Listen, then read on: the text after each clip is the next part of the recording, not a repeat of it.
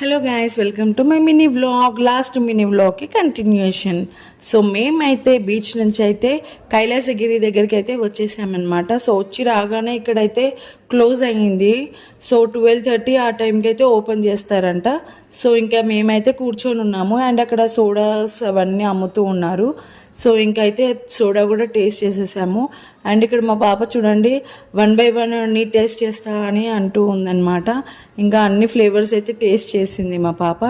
And ఇక్కడ నేను కూడా తాగేస్తున్నాను. అన్నిటికన్నా లైమ్దే బాగుందన్నమాట. రిమైనింగ్ ఏం అంతగా బాగాలేవు. ఎండలు మాత్రం మామూలుగా లేవు అస్సలు. చాలా అంటే చాలా ఎండలు ఉన్నాయి.